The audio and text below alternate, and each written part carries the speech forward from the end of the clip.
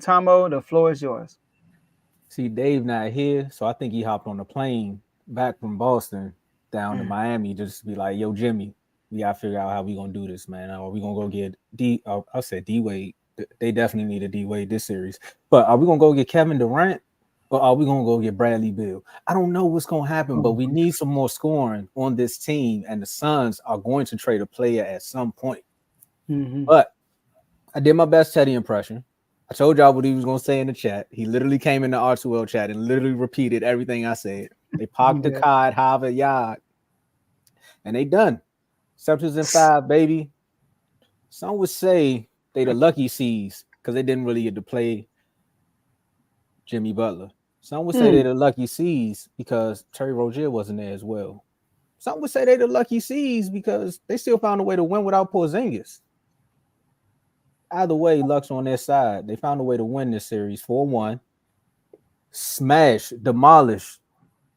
Any other word you can use in this moment for what they did to the Heat last night? Mm. 118 to 84. Yeah, they sneezed on them too. Bless you. Thank Or you. like the kids say now, for sure. They definitely did. Joe, for sure. Go Dang, check it I'm out. lost. Yeah. Go check it out. I gotta bring the youngest to the YouTube channel, man. Make sure y'all hit that like button, subscribe, all that. But Joe, what was your reaction to this, man? I know you got my man at number 5, MVP. There they go again. Man, listen, they were outmatched.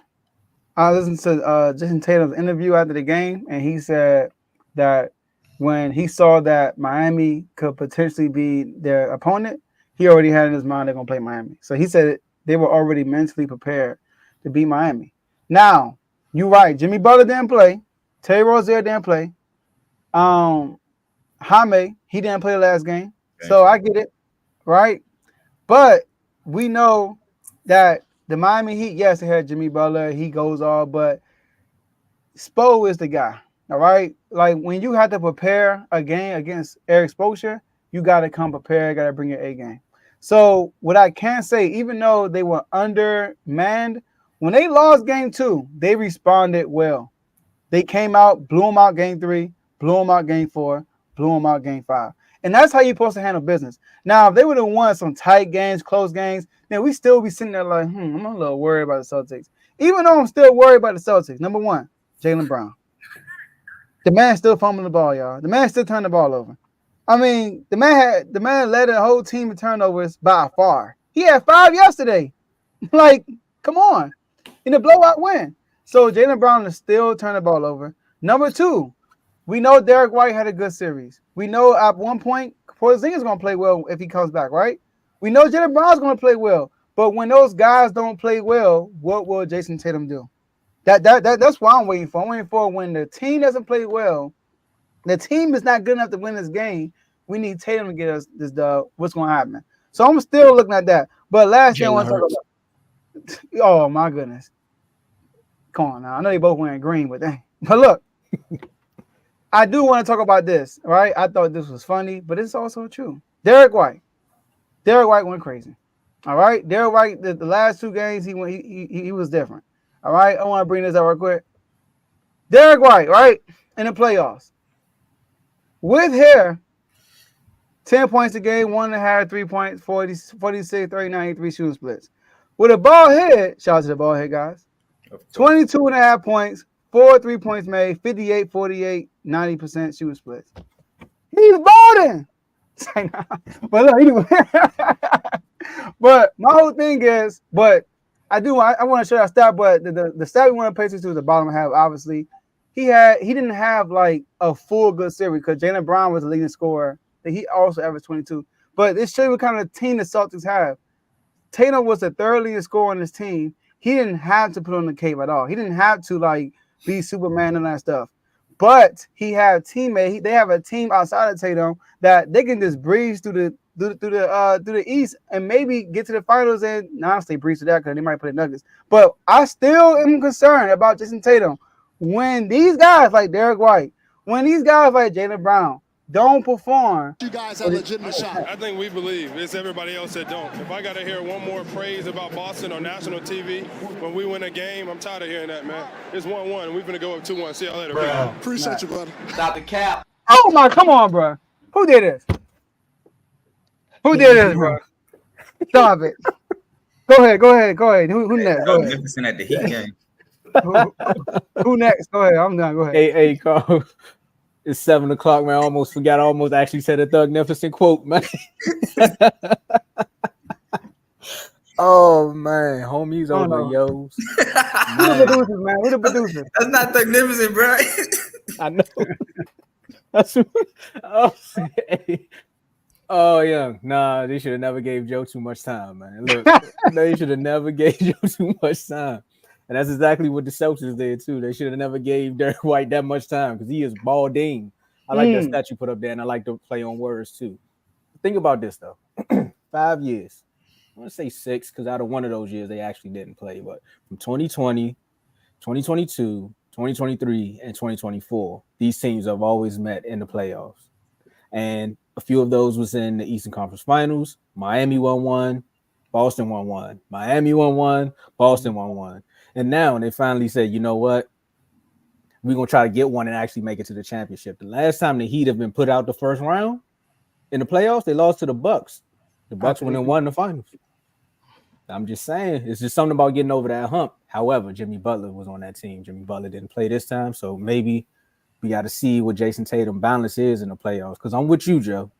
This team here, they can score. They can get scoring from anybody. They can get defense from at least 2 or 3 of these players because you know they got the best player from the Bucks, Drew Holiday. That inside joke is never going to stop. But it will come a time where they need Tatum to actually go off because Jaylen Brown may not have that good game. Derek White may not have that good game. Porzingis, we don't know when he's coming back from the injury or who says when he comes back he doesn't get hurt again. So will he be able to step it up in that moment? We'll see. But as of now, they finally got over that mental block. They needed to get Miami out the way. That's why they said it. We knew we was going to play Miami. What if you didn't know? What do you mean by that? So now you got lucky. You got past Butler, and I'm only saying lucky for the Miami Heat fans that haven't tuned in yet. But this is the time, Boston. Next round, it's time to step it up. Carl? All right, so my reaction to my reaction to the Celtics beating the Heat without Jimmy, without Rozier, is they just did what they were supposed to do and handle business.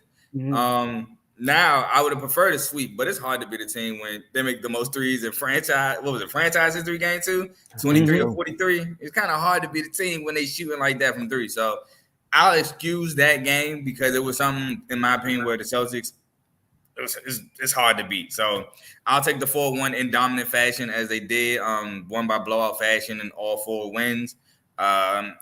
So there's nothing really to talk about here. Tatum, I just felt like he was like, all right, I'll let the game come to me. I don't have to be super aggressive like Joe said. He didn't have to put the cape on. You had Derek White scoring 15 points in the first quarter last night. You had Derek White was scoring, 12, 13 points in the first half. Game 4 ended with 38. He didn't have to put the cape on. I would like to see what Tatum would do in situations, but this is not a test for Tatum. Even if Tatum were to go crazy in this series, it's like, okay, he did it against something he's supposed to do. The test is down the line. The test would be the winner of Orlando Cavs, possibly, depending on how the Celtics handled that series. Ultimately, I think the test is the Eastern Conference Finals, whoever they play against there. That's where Tatum will be tested most before a possible finals appearance. But I'm nothing really to talk about too much. Miami, they tried their best without Jimmy, without Terry, game 5 without Jaime. If you want to talk about anything, like I told Dave in the chat, I don't want to hear nothing about Tyler Hero no more. I'm sorry. I don't want to hear about it. They was trying to say he's on I think he said he was saying that he's on the level of like players like Trae Young a couple years back. No, you're not, bro. Sorry. Game 4, game 5, your team needed you, and you came out and shot brick after brick. I'm so sorry. Bam, I actually got to give Bam props. I know a couple games, 1, 2, felt like he wasn't being super aggressive, but down the line, he was definitely being aggressive, especially games 4 and 5.